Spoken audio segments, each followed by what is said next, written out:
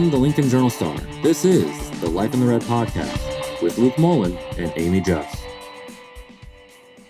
everybody, welcome back to the Lincoln Journal-Star's Life in the Red podcast. Luke Mullen and Amy Just back with you for another week, breaking down the story of the week, Nebraska football's collapse at Minnesota.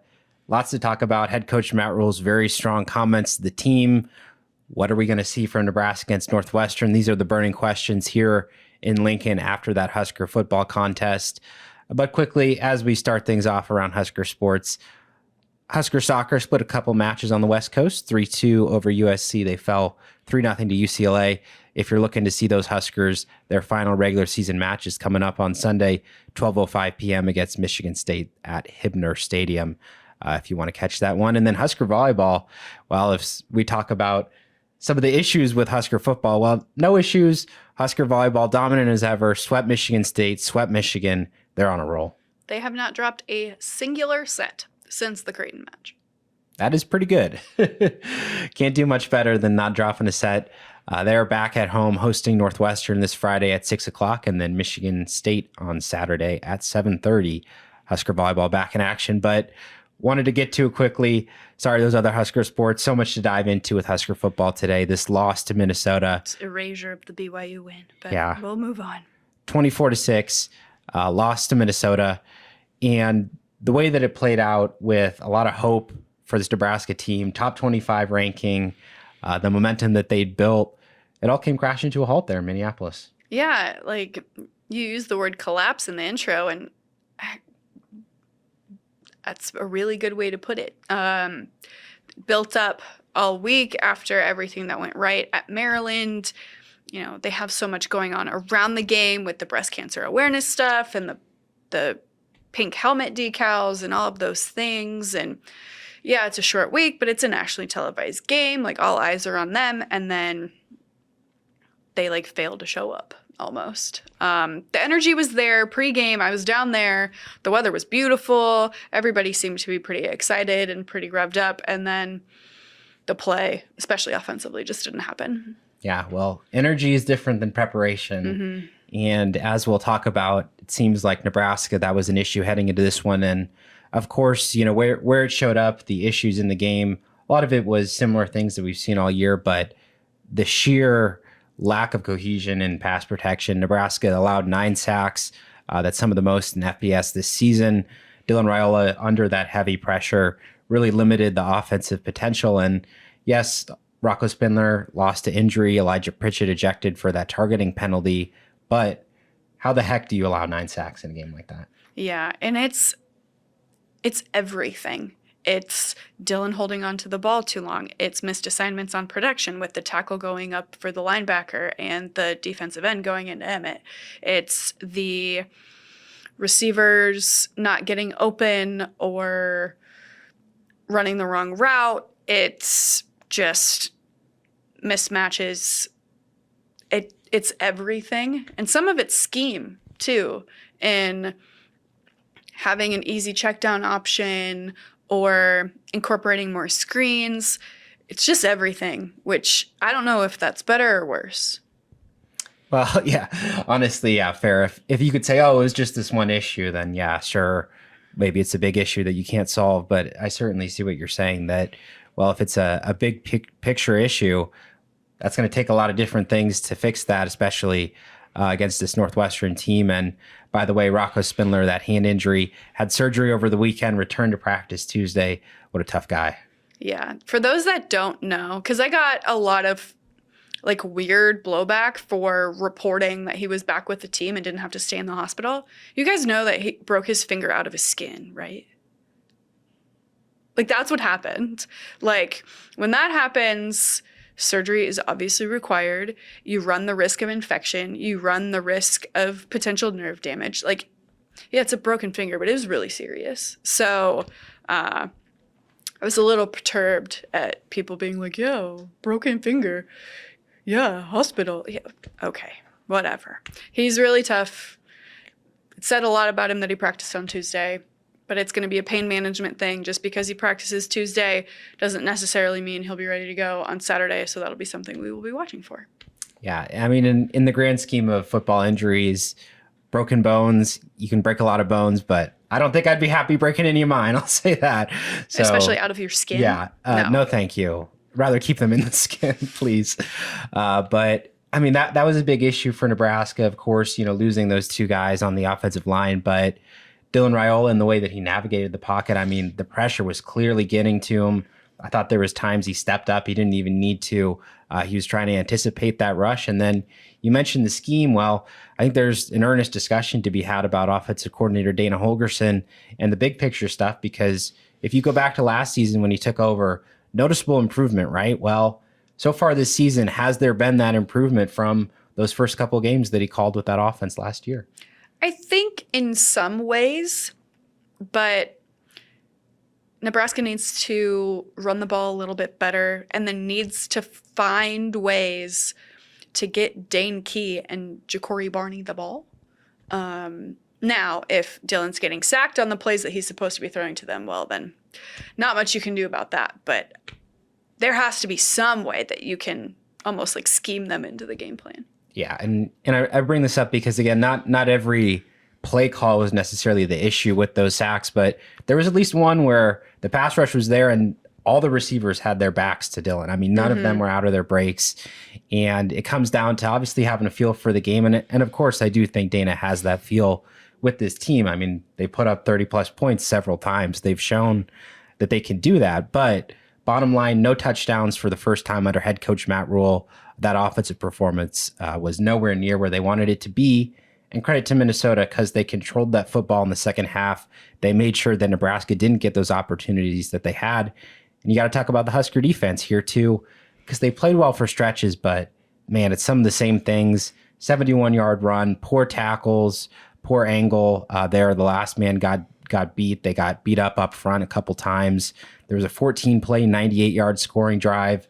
Needed to get a stop there, didn't do it. They did get one, but there was a penalty on 4th and 3.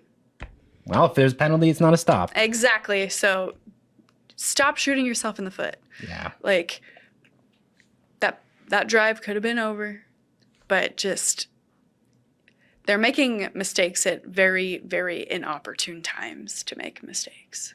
Like the targeting penalty, for example.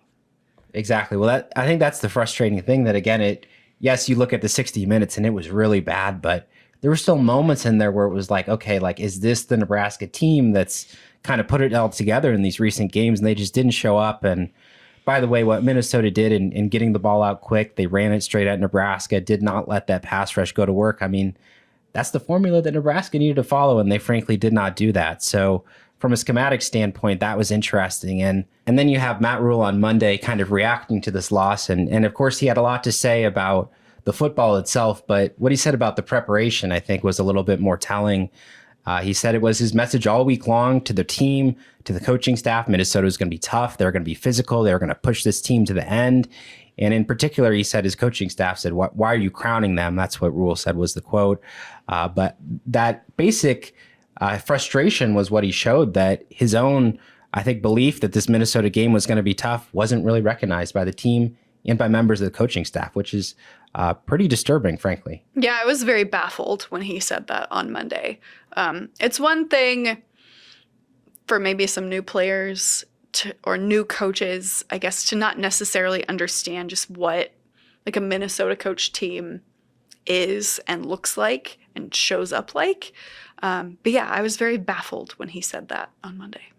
Yeah, very odd. And in terms of, where do you go from here? How do you assign the blame, so to speak? But, just figure out where they went wrong. He said, yeah, he takes ownership for not getting the team ready. Yeah, it's his responsibility as the head coach. But, he said that fans should boo if it's not better on Saturday. He said players should take ownership. Assistant coaches should get their units ready. I mean, that's pretty direct that, yeah, he's going to take his own accountability as that head coach. But he does not make those comments, I don't think, without clearly feeling that some of it was not his fault. Yeah, and I don't think all of it was. I think, if we're going to finger point, I think there's a lot of fingers that should be pointed at the person pointing fingers, right? It's just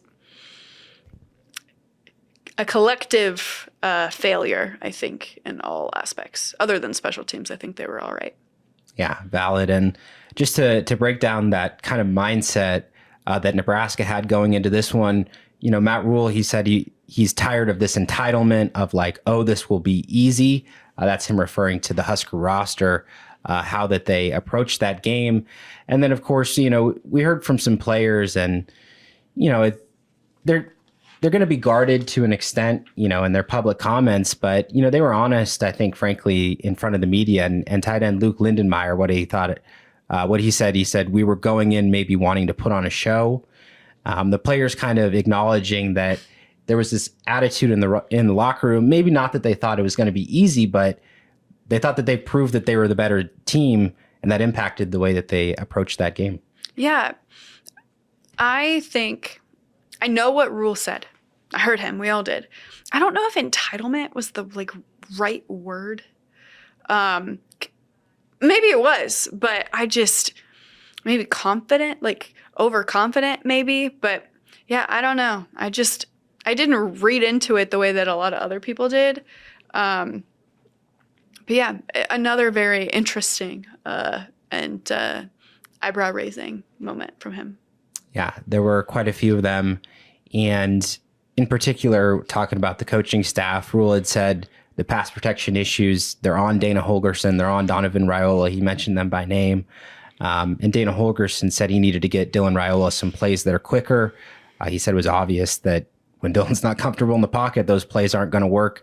John Butler said he wasn't aggressive enough in calling the defense. I mean, it was really some serious reflection from these coaches. And according to quarterback Dylan Raiola, they had a players-only meeting in the aftermath of this game. I mean, the fallout from this loss has been very evident among this team.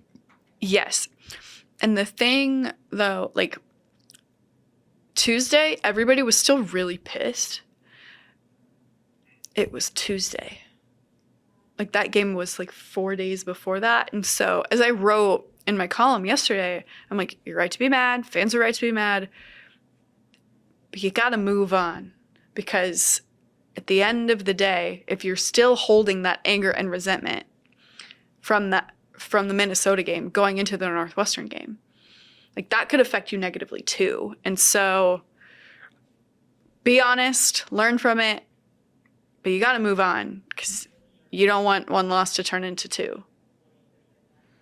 And if we're going to read between the lines a little bit here, as we tend to do in the media, just what I would say about these conversations that Nebraska's had and what we've learned about their mindset going into that Minnesota game, I don't think that they thought it was going to be easy, but certainly they didn't expect to not be able to respond in the game. That's what they said. Mm-hmm. That these last couple of weeks, they've turned it around in the second half, right? They've played bad portions of football.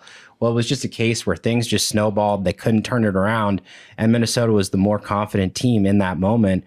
So that's going to be the question for Nebraska, because you expect this Northwestern team, this is not going to be some easy pushover, rollover game.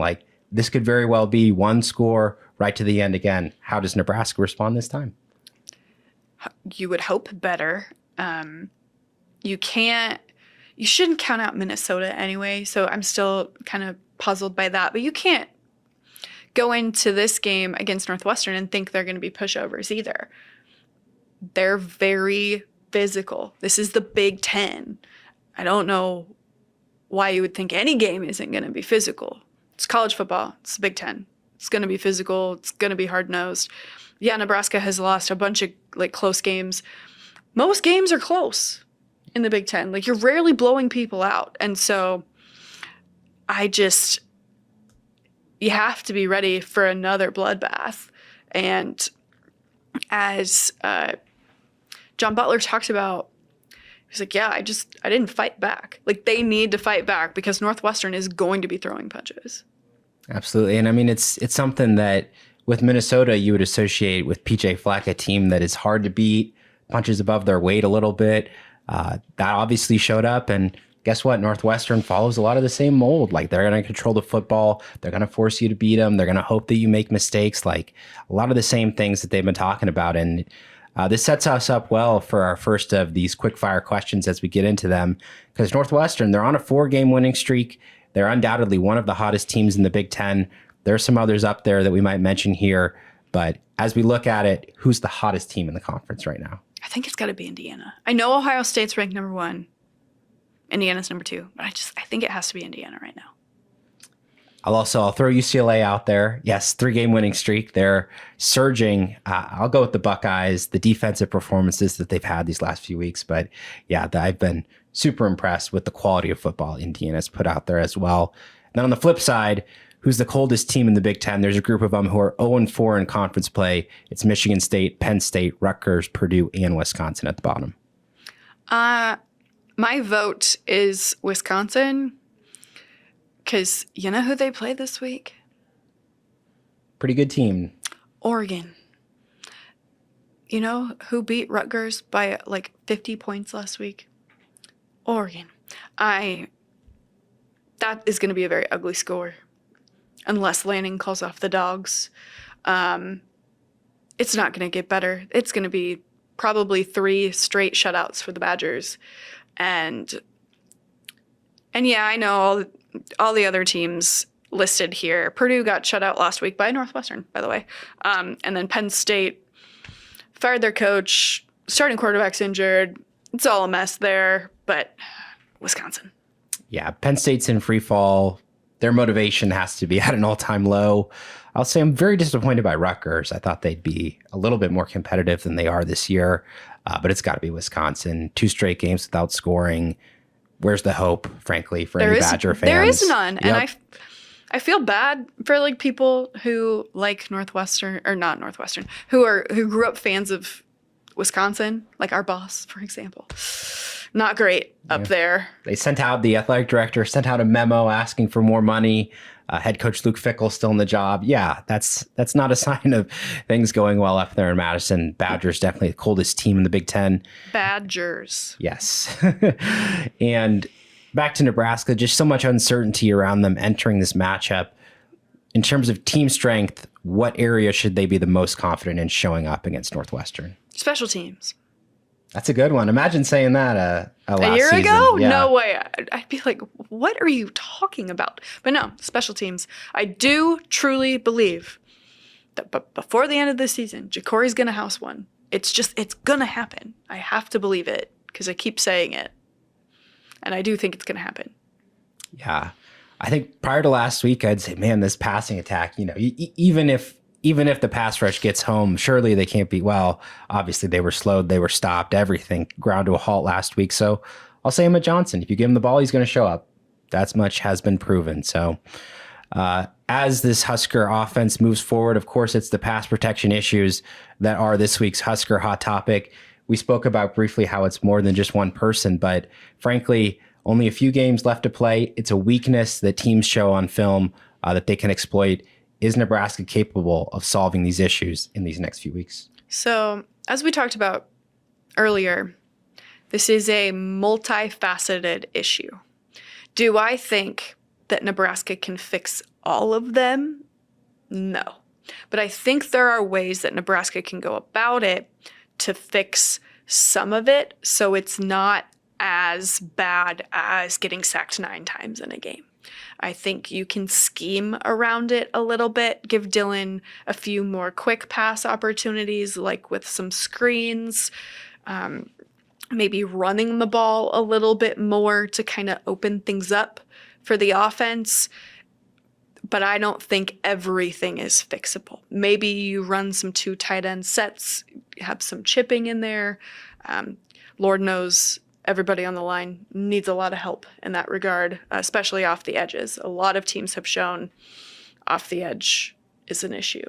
So, but not everything's going to get fixed, but you have to focus on what you can fix immediately and hope that that's enough. Yeah, and it's a different situation being at home versus on the road. Communication was a big issue last week. Missed assignments obviously showed up. So you'd hope that that's a little bit different in the comfortable home environment.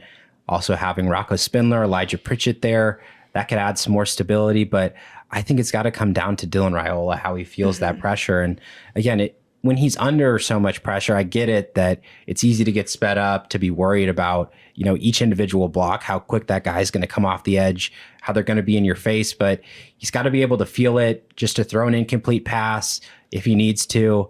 You can eat a couple plays, right? They don't all have to be extended. Or obviously what Dana Holgerson can do to utilize Dillon, like roll him outside the pocket, get those screen plays, as you said, scheme it up, find some things to neutralize that opposing pass rush. Because if they do the same thing, if they keep dropping back, just having that base protection in there, I mean, it's 4-man, it's 5-man rush that's getting home to Nebraska. They're just not being able to win those one-on-one blocks. There was a 3-man rush that got home at the end of the first half last week. And that should not be happening. No. So these pass protection issues going to be key for Nebraska against Northwestern. As we get into our scout of this Wildcat team, as I mentioned, 4-game winning streak that they bring into this: UCLA, Louisiana Monroe, Penn State, and then a 19-0 win over Purdue last week, making up that streak. And very tough defense. They're a little bit better at defending the pass and stopping the run. But again, very stingy, try to keep the plays in front of you, avoid those big ones over the top. And then again, running football team, that's their identity. Their top running back, Cam Porter, went down with an ACL. That has not slowed them. And the way that they're going to run the ball, multiple backs, they're going to keep pounding it. Outside zone has been the issue for Nebraska. John Butler acknowledging that this week. So expect them to keep looking at that. And then it's going to be an interesting area with their passing game. Their senior quarterback, Preston Stone, experienced it at SMU before this year, but he's had some really erratic moments, had a 4-interception game against Tulane. He's been sub 55% completion in 3 of his contests, but also made some big throws. Like there's been key 2-minute drills in a couple of these games during the winning streak. When they've needed him to throw, he's made some big plays, and they got a pretty good wide receiver, Griffin Wilde, among the Big Ten's best. He's right up there in the statistics. And the scout, it pretty much is going to come down to Northwestern running the ball. Can Nebraska stop it? Maybe. They're going to run that same play that Minnesota showed last week, Michigan showed a couple weeks ago. Nebraska knows it's coming because other teams are like, ooh, it's worked against them. Let's try it. We'll see if they can stop it. Yeah, I think the Nebraska linebackers need to be a little bit better too at filling those run gaps. There's been a lot of times just pull linemen, just cracking one block, and that set off these big run plays. So that's going to be something Northwestern tries to do a lot. And frankly, it's going to be expected to be a fairly low-scoring game. Again, the issues that both these teams have been having, it's going to impact their ability to move the football. And our game predictions for this one, got to think that Nebraska is going to be better. Again, I expect this one to come down to the wire. As we've talked about, these Big Ten games, rarely are they easy. I think it's going to be a case where Northwestern, they have a couple good drives, but a lot of punts. There's going to be some punting going on. Field position game. As long as Dylan Raiola gets the time he needs, I think he's going to throw a couple touchdown passes against this Northwestern team. See what they get out of Emma Johnson. See what they get out of this Husker defense. I think they hold them to 17. We'll see what the offensive side brings, but I'm going to say 24-17 Nebraska. Yeah, our scores are really similar. Last I checked, it was like a 7-point spread, with Nebraska favored. I think it's going to be closer than that. I think Nebraska wins 21-17, but I'm not confident in that. Yeah, again, it's hard to see Northwestern racking up the points, but it's also hard to see another 30-point performance from this Husker offense, given how well they were slowed down last week. Mm-hmm. So that's the case for this one. 11 a.m. kick this week, by the way, here in Lincoln. That's this Saturday, Northwestern coming to town. Can Nebraska football do better? We'll find out on Saturday and have that coverage for you, as always, at journalstar.com. But that'll do it for today's episode. We'll see you again next week. Thank you for listening to this week's Life in the Red podcast. Our theme music is composed by Sasha Indy. The stories continue on journalstar.com.